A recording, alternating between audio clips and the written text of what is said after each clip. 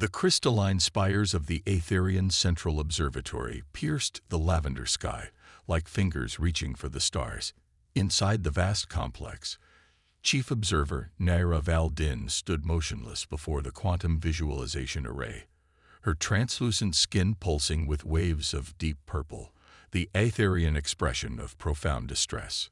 "Run the simulation again," she commanded, her melodic voice carrying none of its usual serenity. The holographic display before her erupted into life, showing the elegant spiral of the Aetherian home system. At first glance, everything appeared normal, but then a shadow began to creep across the projection, a void that seemed to devour light itself. Senior Analyst Zeph, his crystalline appendages trembling slightly, manipulated the controls. The anomaly's growth rate has increased by another 47% in the past rotation. At current velocity, it will reach our outermost colony in 15 planetary cycles. The Aetherians had achieved what many would consider a perfect civilization. For 30,000 years, they had cultivated art, science, and philosophy, spreading across 12 worlds in their system. Their mastery of quantum mechanics and stellar engineering had earned them recognition as one of the most advanced species in the known galaxy. But now, faced with this incomprehensible threat, all their achievements seemed to crumble like stardust. "Have we received any response to our distress calls?" Naira asked, though she already knew the answer. The Aetherians' closest allies, the Meridians, were too far to help. The Quantum Collective had offered theories but no solutions. The Stellar Concordat had simply wished them luck. One new response. "Observer," Zeph reported, his skin flickering with pale blue pulses of surprise. "It's unusual." The signal came through on an old frequency, using primitive radio waves rather than quantum entanglement. Naira's attention shifted immediately. Source: a system on the outer spiral arm. The inhabitants call it Sol. Zeph's voice dropped to barely a whisper. "It's classified as a death world." A ripple of shock passed through the observatory staff. Deathworlds were the stuff of nightmares. Planets with such extreme conditions that most spacefaring races considered them uninhabitable. Crushing gravity, toxic atmospheres, extreme temperature variations, and aggressive evolutionary patterns that produced predatory life forms. "Show me," Naira commanded. The holographic display shifted to show a blue-green world wrapped in swirling white clouds. The data scrolling beside it told a horrifying story. Gravity 2.3 times Aetherian standard. Atmospheric oxygen content at toxic levels, temperature swings of over 50 degrees, and radiation levels that should make complex life impossible. "They call themselves humans," Zeph continued, "and they claim they can help." Naira studied the transmission details. The message was brief and direct. "Anomaly data received. We have experience with similar quantum gravity distortions. Can provide immediate assistance. Coordinates for diplomatic approach attached. Be advised. We are Deathworld evolved. We'll send small team to minimize cultural shock. Awaiting confirmation." For a moment, Naira was silent, her mind racing. The Aetherians had avoided contact with Deathworld species for good reason. Their very existence violated the principles of harmonious evolution that her people held sacred. Yet now, facing extinction, could they afford to maintain such prejudices? "What do we know about their technological level?" she asked. Zeph pulled up more data. Limited quantum engineering capability, but his skin flashed with patches of surprised yellow. "They've developed alternative approaches we've never considered. Their understanding of gravity manipulation is unorthodox but highly advanced. They appear to have extensive experience with extreme environments and spatial anomalies."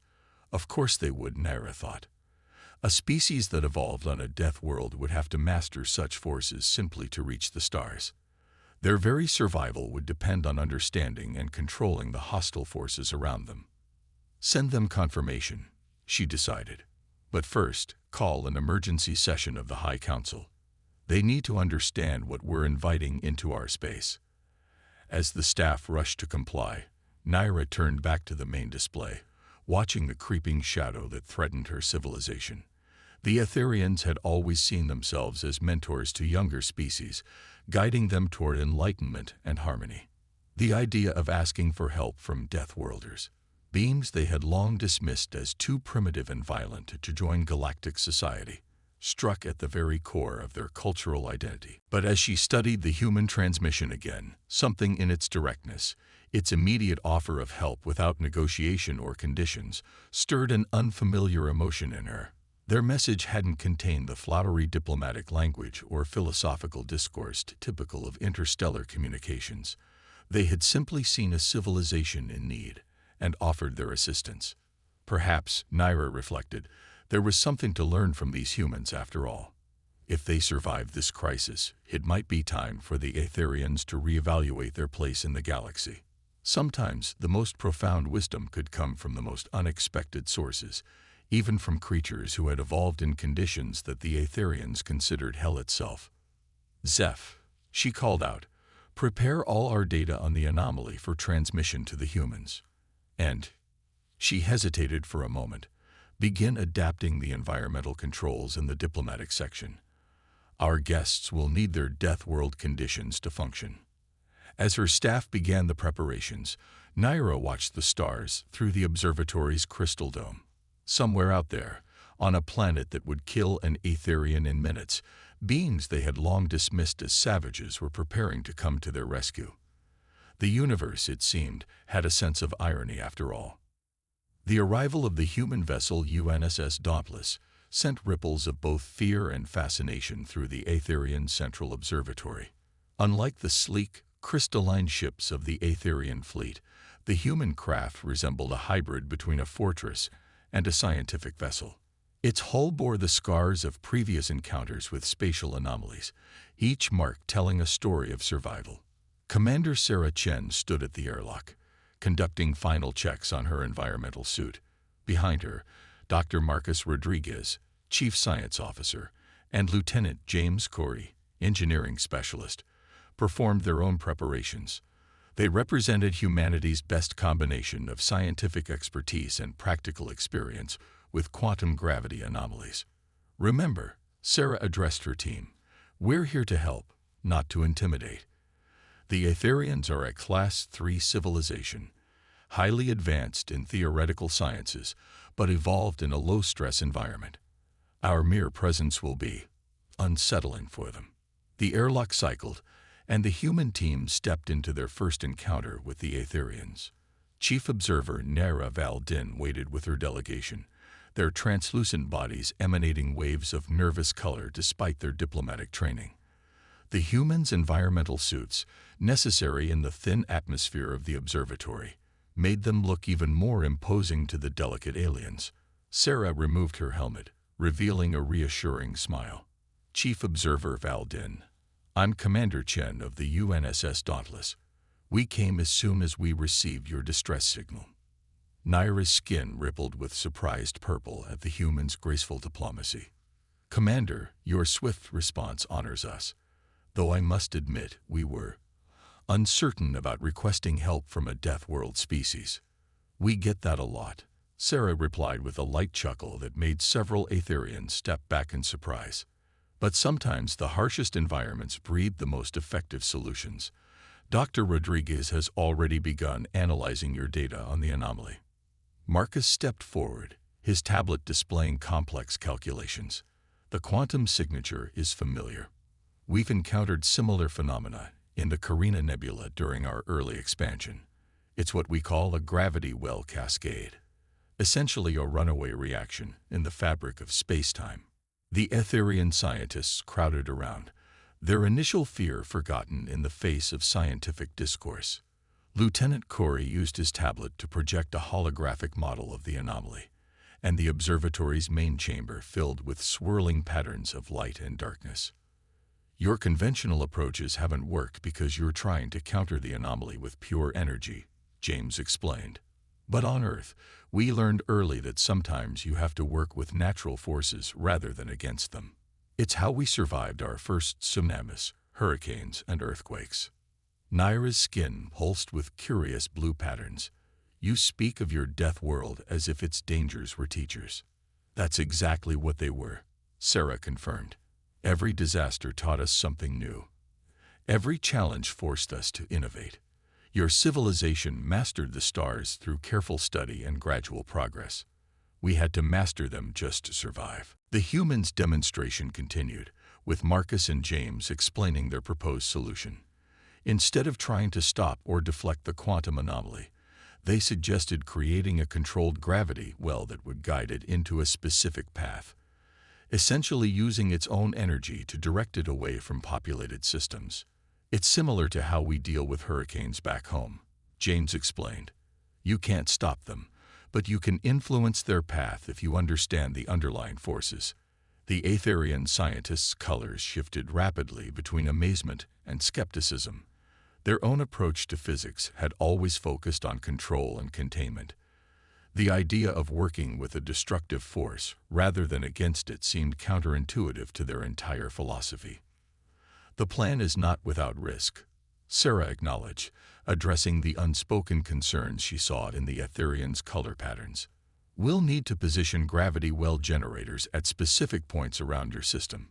Each generator will need to be manually calibrated to account for local space-time conditions. Manually, Naira's skin flashed with alarm. The radiation levels in those areas would be lethal. To your people, yes, Sarah nodded. But we evolved under constant radiation from our sun. Our bodies can handle short exposures, especially with our protective suits. This is exactly why you needed Deathworlders for this job. As the humans continued explaining their plan, Naira watched her scientists' reactions. Their initial fear of these powerful beings from a nightmare world was being replaced by something else, a growing recognition that perhaps the universe had room for more than one path to advancement. Commander, Naira finally spoke, her voice carrying the weight of her responsibility. Your solution is unlike anything we would have conceived.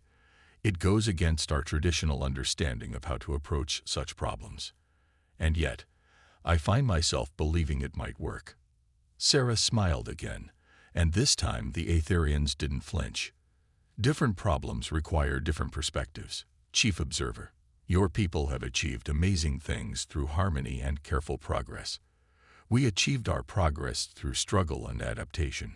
Together, we might be able to do something unprecedented. The meeting continued late into the artificial night cycle of the observatory, as humans and Aetherians worked together to refine the plan.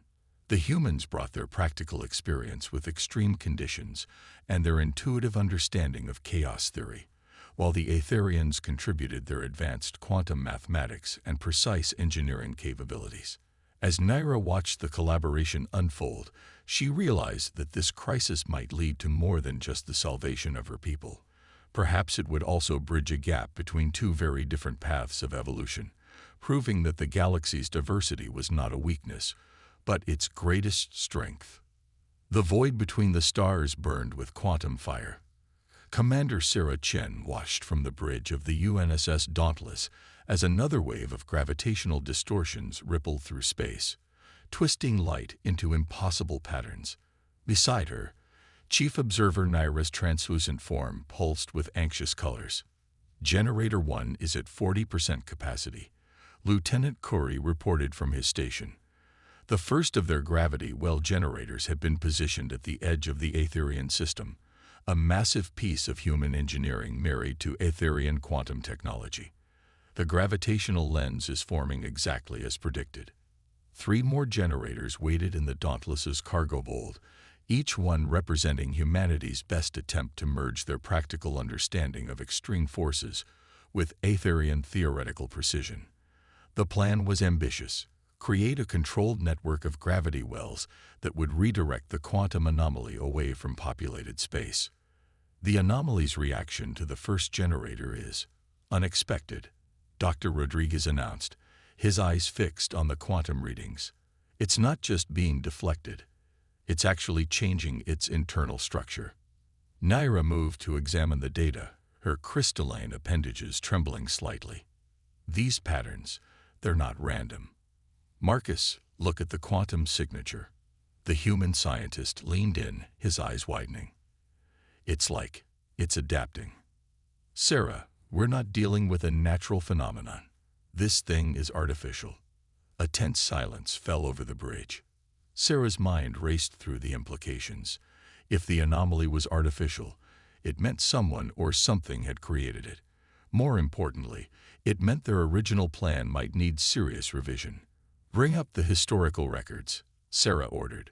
Naira, has anything like this ever been encountered in Aetherian space before? The chief observer's skin rippled with concentration as she accessed the observatory's vast database through her neural link. There was an incident nearly 10,000 years ago. A similar quantum disturbance appeared near our third colony. The records are fragmentary, but it disappeared after several days. What made it disappear? Sarah pressed. Unknown. That section of the historical database was corrupted. But Naira's colors shifted to a deep, thoughtful blue. There are references to an ancient species called the quantum architects. They vanished long before we achieved spaceflight, but they were said to have mastered the fundamental forces of reality itself. Dr. Rodriguez's fingers flew over his console. The anomaly's pattern matches certain theoretical models of quantum computing. If the architects built some kind of massive quantum computer, then what we're seeing could be a program. Sarah finished. Not a weapon or a natural disaster, but a piece of ancient software gone haywire. She turned to Lieutenant Corey.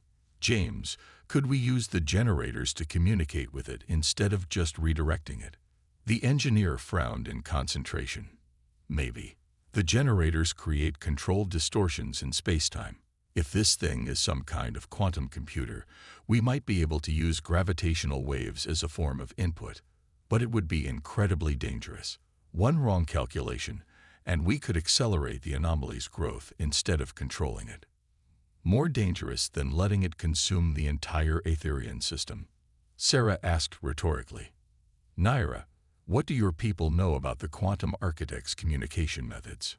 The chief observer's skin pulsed with excitement. Very little, but we have preserved some of their mathematical symbols. They used a base 12 system that incorporated quantum states as numerical values. If this is indeed their technology, that might be the key to communicating with it. Sarah nodded decisively. Then we have a new plan. Instead of just creating a gravity well network, we're going to try to talk to this thing. Marcus, work with the Aetherian scientists to translate their ancient mathematical symbols into gravitational wave patterns. James, reconfigure the generator to emit controlled pulses instead of a continuous field. As the team rushed to implement the new strategy, Sarah noticed Naira watching her with an unreadable pattern of colors playing across her skin. Something on your mind, Chief Observer. You adapted to this change in circumstances so quickly, Naira observed. When we discovered the anomaly was artificial, I expected you to retreat and recalculate, perhaps spend days analyzing the new data. Instead, you immediately formulated a new approach. Sarah smiled. That's what Deathworlders do best. On Earth, a predator doesn't give you time to create a perfect plan. A natural disaster doesn't wait while you run simulations. You learn to adapt on the fly, to trust your instincts while still thinking critically. And if this plan fails, Naira asked softly, then we'll come up with another one. Sarah replied firmly. And another after that if we have to. That's another lesson from Earth, persistence. Nature threw everything it had at us, and we survived. We're not about to let an ancient computer program, no matter how advanced, defeat us. The next few hours were a blur of activity. The Aetherian scientists, led by Dr. Rodriguez, worked to translate their ancient mathematical records into a format that could be transmitted through gravitational waves. Lieutenant Curry and his engineering team modified the gravity well generator, pushing the hybrid human-Aetherian technology to its limits. Finally, everything was ready. The bridge of the Dauntless fell silent as Sarah gave the order to begin transmission. The generator pulsed with carefully controlled bursts of gravitational energy, sending the translated mathematical sequences into the heart of the anomaly. For several tense minutes, nothing happened. Then suddenly, the quantum distortions began to change. The chaotic patterns shifted, becoming more organized, more purposeful. The anomaly's expansion slowed, then stopped entirely. "We're receiving a response," Marcus announced excitedly. "The gravitational waves. They're forming a coherent pattern. It's repeating the same sequence over and over." "Can you decode it?" Sarah asked, leaning forward in her command chair. The scientist worked furiously at his console, comparing the incoming patterns to the Aetherian mathematical records. It's asking for authorization. I think we've activated some kind of security protocol in the program." "Security protocol?" Naira's skin flashed with alarm. Could this make things worse? Only one way to find out, Sarah decided. Send back the same mathematical sequence they're using. Show them we can speak their language. The generator pulsed again, transmitting their response. The anomaly's patterns shifted once more, and this time the change was dramatic. The swirling quantum distortions began to contract, condensing into a more organized form. "Incredible," Marcus breathed. "It's not just a program, it's an interface." The quantum architects built some kind of massive quantum computing network, and we just found the login screen. As they watched, the chaotic void that had threatened to destroy the Aetherian system transformed into something else entirely, a massive organized structure of pure quantum energy, waiting for input. The ancient technology of a long-dead species had awakened, and now humanity's Deathworld instincts and Aetherian knowledge would have to work together to understand its purpose before it was too late. The quantum interface hung in space like a crystalline web of light and shadow, its patterns shifting in response to their probe signals.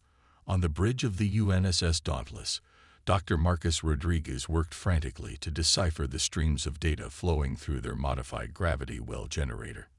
"It's like trying to read a book written in 5 dimensions," he muttered, his fingers dancing across multiple holographic displays.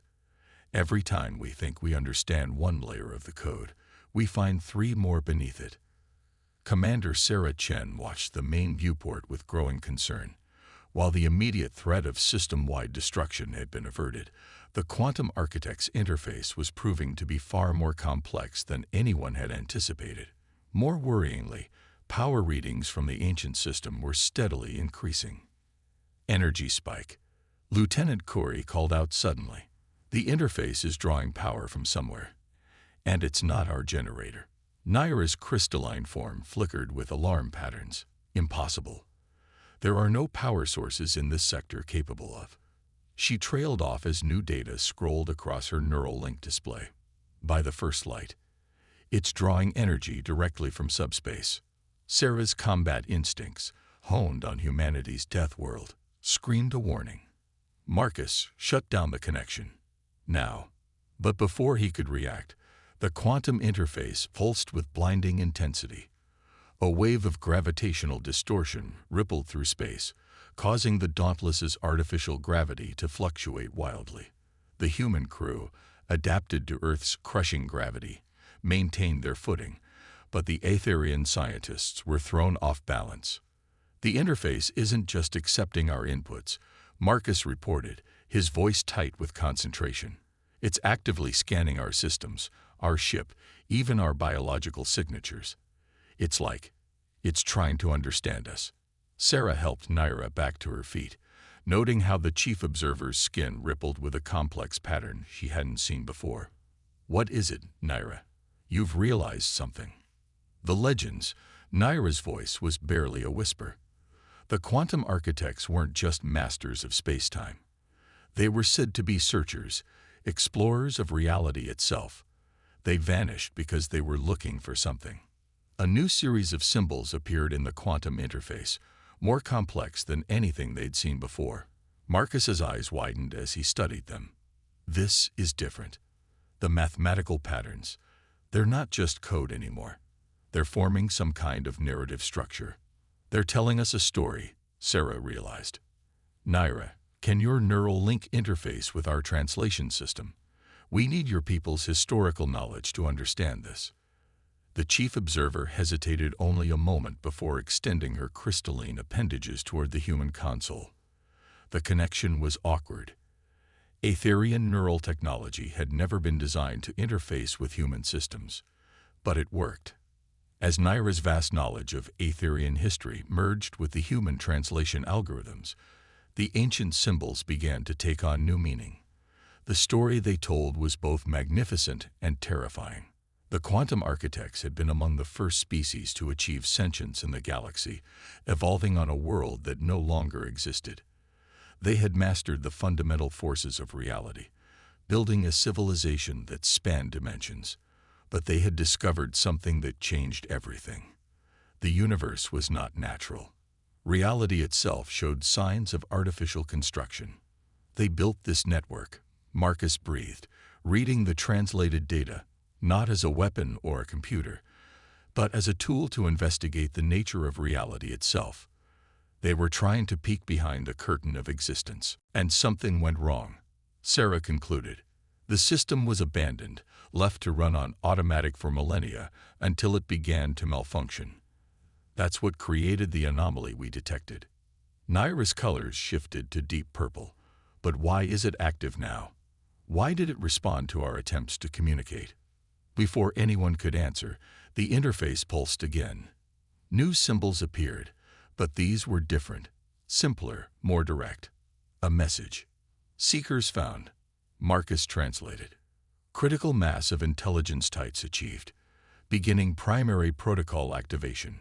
The quantum web surrounding the ship began to expand, its patterns growing more complex by the second. Energy readings skyrocketed as the ancient system fully awakened. Sarah, James called out urgently, "Whatever this thing is doing, it's affecting space-time on a fundamental level. The gravitational distortions are expanding exponentially, but they're organized, purposeful." Commander Chen made a rapid series of calculations in her head, drawing on her Deathworld instincts and years of space combat experience. The quantum architect system was too powerful to fight, too complex to shut down, and too important to abandon. "New plan," she announced. "Instead of trying to stop this thing, we're going to help it.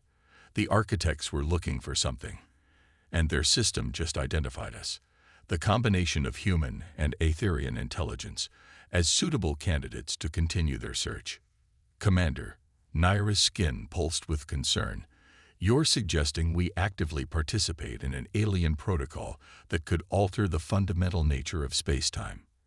"The risk is already here," Sarah finished. "We can either fight against this change and likely lose, or we can embrace it and try to guide it. That's another Deathworld lesson. Sometimes survival means adapting to the impossible." She turned to her crew. "Marcus, work with Naira to decode as much of the architect's research as you can. James, reconfigure all 3 remaining gravity well generators. If this system wants to reshape reality, let's make sure it does it on our terms." As her orders were carried out, Sarah watched the quantum interface continue its transformation. Humanity had evolved on a world that tried to kill them every day, forcing them to become masters of adaptation and survival. The Aetherians had evolved in peace, becoming masters of knowledge and understanding. Now, both species faced a challenge that would require every skill they had developed along their different evolutionary paths. The quantum architects had begun a search for the truth behind reality itself. Now, Deathworlders and peace seekers would finish it together, ready or not. Reality rippled like water disturbed by a stone. The quantum interface had expanded to encompass a sphere nearly 50,000 kilometers in diameter, its intricate patterns now visible even to the naked eye as distortions in the fabric of spacetime. The UNSS Dauntless hung at its center, human and Aetherian crews working in desperate harmony to understand and guide the ancient protocol they had awakened. "Final gravity well generator is online," Lieutenant Corey reported, his voice strained but steady. "The network is complete." Commander Sarah Chen stood at the center of the bridge, her Deathworld-honed instincts screaming warnings about the impossible forces gathering around them. Beside her, Chief Observer Naira's crystalline form pulsed with rapid waves of color as she processed data through her neural link. "The architect's calculations are beautiful," Naira whispered. "They discovered that reality itself operates on mathematical principles far more complex than anyone imagined. The universe isn't just following rules, it's running a program." Dr. Rodriguez looked up from his station, his eyes wide with understanding. "And this system isn't just observing that program anymore. It's trying to access its source code." A new surge of energy pulsed through the quantum interface, causing space-time itself to shudder. Warning alarms blared across the Dauntless as sensors detected fundamental forces beginning to fluctuate. "Multiple ships approaching," James called out. "Aetherian defense fleet. They must have detected the distortions." Sarah's mind raced through options. The Aetherian military, despite their peaceful nature, wouldn't stand by while unknown forces threatened their system. But shutting down now could be catastrophic. "Naira," she turned to the chief observer, "your people need to hear from you. Now." The Aetherian leader understood immediately. She opened a channel to the approaching fleet, her voice carrying the weight of authority despite its musical tone. "This is Chief Observer Naira Valdin. Stand down and maintain safe distance. We are conducting crucial operations with our human allies." "Chief Observer," a new voice responded, heavy with concern, "our readings indicate a reality warping event. The High Council demands." "The High Council is about to learn what the humans already know," Naira interrupted, her skin flashing with determination. "Sometimes survival requires us to embrace the impossible." Sarah felt a surge of respect for her alien counterpart. The Aetherian leader had come a long way from her initial fear of Deathworlders. "Marcus, what's the interface showing now?" "The mathematical patterns are evolving faster than we can track," he reported. "But there's something else. These new equations, they're not just describing reality anymore. They're offering a way to write new rules," James finished, staring at his own readings. "The architects didn't just discover that reality was programmed. They found a way to access its underlying framework." A profound silence fell over the bridge as the implications sank in. The power to rewrite the laws of physics, to reshape reality itself, was within their grasp. It was every scientist's dream, and every warrior's nightmare. "We have to shut it down," one of the Aetherian scientists said, their form flickering with fear. "This is too much power, too dangerous." "No," Sarah's voice cut through the growing panic. "We don't shut it down. We use it, exactly once, and then we make sure nobody can ever access it again." She turned to address both human and Aetherian crews. The quantum architects discovered this power but chose not to use it. Instead, they left this system waiting for others to find it. Not just any others, but species that could work together, combining different types of intelligence and experience. They wanted us to understand not just how to use this power, but when to use it. "What are you suggesting, Commander?" Naira asked, though her colors suggested she already knew. "We use this one chance to write one new rule into reality," Sarah explained. "A rule that makes it impossible for anyone else to access or change the universe's source code." We closed the door behind us. Marcus's fingers flew over his console as he ran calculations. "It's possible. The interface is already showing us the mathematical framework. We could create a universal constant that prevents exactly this kind of manipulation. But we'd have to get it exactly right," James added. "One mistake in the calculations, and we could destabilize the entire universe." Sarah smiled grimly. "Then it's a good thing we have humanity's best minds working with the most advanced mathematical species in known space." The next hour was the most intense of their lives. Human intuition and adaptability merged with Aetherian precision and theoretical understanding as they crafted the most important equation ever written. The quantum architect's interface responded to their work, its patterns shifting and flowing as they refined their calculations. Finally, everything was ready. The gravity well network hummed with power, channeling energy from subspace itself. The interface had expanded to encompass nearly the entire Aetherian system, its quantum web ready to transmit their changes to the very foundation of reality. "Last chance to back out," Sarah announced, looking around the bridge at human and Aetherian faces alike. "We do this, and we give up the greatest power any species has ever discovered." Naira's form stabilized into a pattern of absolute certainty. "We prove ourselves worthy of finding it by choosing not to keep it." Sarah nodded and took a deep breath. "Marcus James, initiate the sequence." Reality held its breath as the gravity well generators pulsed in perfect harmony, transmitting the carefully crafted equation through the quantum interface. For a moment that felt like eternity, nothing happened. Then, with a silent flash that somehow resonated through every atom of existence, the change was made. The interface began to fade, its purpose fulfilled. As it disappeared, their sensors detected the new constant taking hold, a fundamental law of reality that would forever prevent anyone from accessing or changing its source code again. In the days that followed, humanity and the Aetherians would begin a new chapter in their relationship. The Deathworlders had proved that strength could serve peace, while the Aetherians had showed that knowledge meant nothing without the courage to use it wisely.